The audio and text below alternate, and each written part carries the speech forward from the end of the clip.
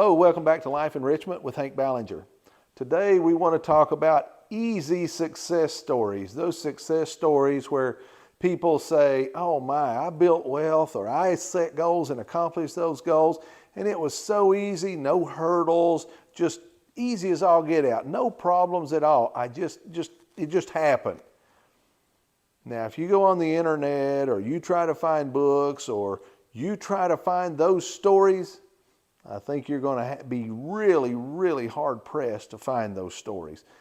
I don't think they exist. Anybody that's ever built wealth or set goals and accomplished those goals, I think you'll find out that their story is, there was a lot of adversity, a lot of problems along the way, and I had to overcome this, had to overcome that. And you're going to find out the same story on every one of them. Now, even though every single entrepreneur went a different direction, the story is always the same. Oh, it was hard. This came up. This happened. This happened. I think Donald Trump, like him or dislike him, beside the point, to do his first property, there were 8 hurdles just on the first property that people told him, people that were in the business in that area told him, oh, you can't get that done here. And he would get it done. The next thing, people say, oh, you can't do that here. And he would do it. 8 things he accomplished just because he set his mind to it and he did it. Now, there are others, many success stories, but they're all, I had to do this, had to do this, had to do this. They just stuck with it till they accomplished the goal. And you can too. You can do that. So before we get into these success stories that are easy, I want to say thank you to those who watch the channel. If you can, hit the like button, subscribe to the channel, really help us out there. Encourage others to watch us. We would really appreciate all the help that you can give us. Thank you. Now, these easy success stories, like I say, I think they don't exist at all. I don't even know, I've never heard one. And I love success stories. I listen to them on podcasts, on videos. I read probably hundreds in books. I've read 2 or 3 books on Sam Walton with Walmart. I've read books on Ray Kroc with McDonald's, on Mr. Turner with Dollar General. All these guys, and another one, Mary Kay Ash with Mary Kay. All these success stories, you're going to see that they were just loaded with adversity, problem after problem after problem. Just keep on and on and on. But they overcame every one of them. Now, some of them a little easier than others. Some problems are easier to overcome than others. Some of them are very hard, and it takes you months or years to overcome and accomplish the goal. I did have a property one time. I tried to get this property one time for over a year, was turned down by 8 banks. But I still ended up getting the property. And I learned a valuable lesson. If you keep on and on and on, you can accomplish almost all the goals that you set. Maybe not all, but you can accomplish almost all your goals. So, why do we never hear wildly these crazy success stories that, I became wildly rich and successful and I didn't even hardly have to do anything? They don't exist. Okay? They do not exist. Building wealth is not easy. Now, let's say you're starting out. Think about this. If you're just starting out, maybe you're young. You're 20, 25 years old. You're young. You're starting out. Your parents aren't helping you. You're trying to build wealth. Maybe you're going to buy some real estate of whatever kind. And so you go to a bank to get a loan. Now, remember, you're 20, 25. You've never borrowed money before. Do you see why that might be a little bit of a challenge? None of the banks know you. You don't have any credit history, no credit past that says, yeah, this guy's a good loan. You don't have a credit score. So nobody really has anything to look at to say, yeah, this guy is a good loan. But now let's say 25 years later, you're 25 when you start, and when you're 50, you've got all kinds of real estate, you've done all kinds of deals, and you've got a portfolio of property that's massive. Now you go into a bank, well, yeah, come on in. We give you this because they know everything about you. They already know your net worth. Every time you go to buy a property, you give them what's called a PFS, a personal financial statement. They know everything you have and your total net worth. They know all about you, your history. They're going to give you that loan. But as that 25-year-old you, think about that. That's going to be pretty hard sell. I've never had property, never bought property, and I want you to give me $1 million or $100,000 or $500,000, whatever the amount. I want you to entrust me enough to give me this money and then trust me enough that I want to pay it back to you with interest. Tough sale. It can happen, but it's a tough sale. So building wealth, I don't care who you are when you start out, unless you're maybe like what they call a trust fund baby. Maybe your family's been into it for years and years, and then one of the children grew up and he's wanting to start buying property. Sometimes those are a little easier because they know, okay, this is now the third or fourth generation. Now, I do want to tell you this, and probably have a video about this some of these days. Do you realize most people's wealth, most family wealth, never gets past the third or fourth generation? Most of them don't get past the first generation. In the book, The Millionaire Next Door by Stanley and Danko, I think they'll tell you, and I think this is the right statistic, that 85% of all people are first generation millionaires. 85% of all millionaires are first generation. Well, what happened to the last generation? That 85% that were millionaires, what happened to their wealth? Well, when it went to the second generation, they kind of squandered it. Or the first generation, when they got to the end of their life, just said, hey, let's spend it all. Or maybe when they handed it to the second generation, they didn't know what to do with it. They did like most second generation people. They just started buying and spending because that's kind of what they're used to. And they're not used to having that kind of money, so they just spend it. And then when the money's gone, they don't have a job because they've just been dependent on money. They're just broke. Now they don't know what to do. So you got to teach the second generation. We'll probably have a lesson on that sometime in the future. It's very important. Setting and accomplishing goals is not easy. Now, society kind of grooms us to do this. We go to school, and as they say, you go to school, you get a good education, then maybe you go to college, get further educated, then you get out and you get a good job and you make a good living. Now, that all sounds good on paper, but sometimes it doesn't work out as well in real life. Sometimes we can go to school, we can get a good education, we can even go to college.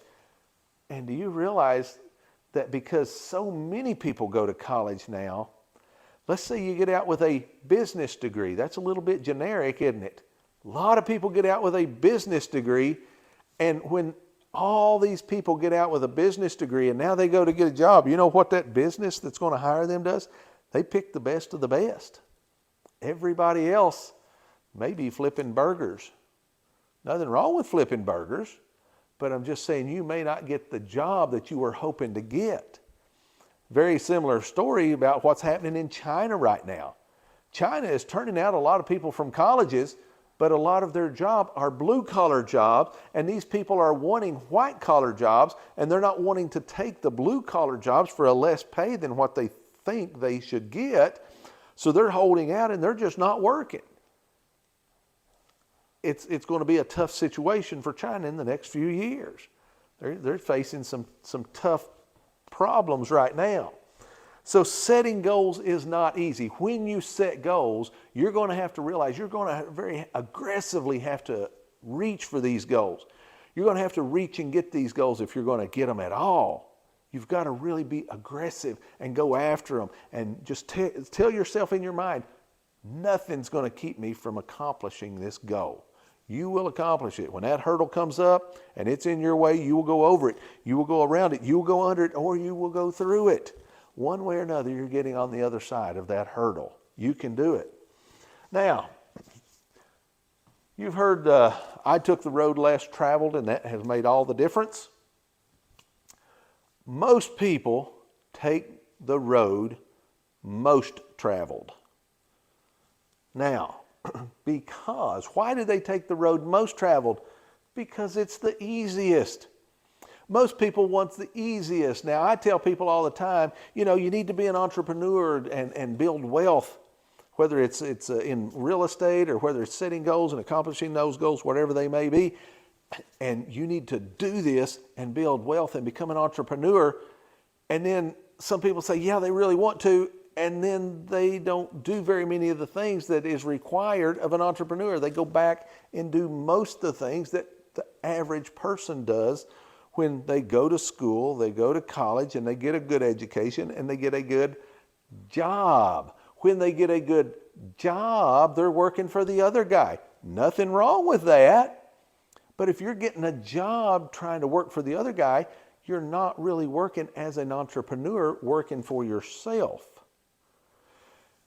Now, again, nothing wrong with working for somebody else, but if your goal is to be an entrepreneur, you have got to, at some point, say, hey, I'm going to do this, and I'm going to be on my own.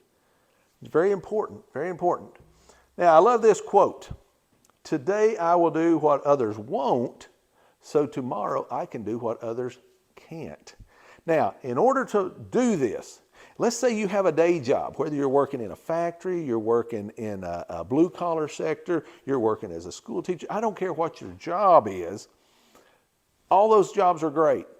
Great jobs, very admirable. But let's say you're wanting to later on have a better life. You may have to do your day job right now and do a different job in the evening. Or if your job is a second or third shift job, you may have to do a different job during the day while you're trying to build wealth or set those goals and accomplish those goals. You may have to do 2 jobs. See, you've got to do what others are not willing to do. I'll do what others won't, so later on I can do what they can't. If you're someday in the future, you're wanting to have a lot of wealth and you're wanting to be able to set your own goals of what you do in life, where you go on vacations. Maybe you want to go on a lot of vacations. You want to go on a lot of cruises. Those things are usually a little pricey. But if you want to do that, you can do that. Set the goals and realize I've got a plan on that for years and really work towards that goal. You can accomplish that goal, but it takes a lot of work, and you've got to do today what others won't so that later you can do the thing that others can't. So many people, I don't know how many people I run into that they are in their late 50s or in their 60s, some even in their 70s, and they are working. And they will probably have to work the rest of their life. They don't have any savings. If you listen to Dave Ramsey, love the guy. If you listen to his program, he all the time has people calling him and saying, hey, I'm 65, and he'll say, how much you got saved? I don't have any saved. And I've got debt on my house. I've got maybe even some student loans. There are some even in their 60s. It's got student loan debts and credit card debts and home debt and car debt and toy debt like boats and motorcycles and all that kind of stuff. They have all kinds of crazy debt, and they're 65, nothing saved, and they make so little. There's no way they can pay all that stuff off within a year or two. So the deal is they're going to have to work the rest of their lives. See, you need to be willing to do today what others won't, so tomorrow you can do what others can't. You'll be able to enjoy the golden years of life. You can enjoy those. You don't have to do what you have to do and what somebody else tells you to do. You can do what you want to do. Be willing today to do what others won't, so tomorrow you can do what others can't. And lastly, in a world, now think about this, in a world where most people choose the easy road. Now, they choose it because it's easy. I can just do it because that's what everybody does, and there's a job out there, and all I got to do is go get that job. When I'm done with my job, I go home, I'm done. The reason most people do that, take that road, is it's easy. Those willing to do, get this, those willing to do the hard stuff can massively prosper and succeed. Those who are willing to do what the mass majority of people won't, they can build wealth. They can set goals and accomplish those goals because the mass majority of people won't do it.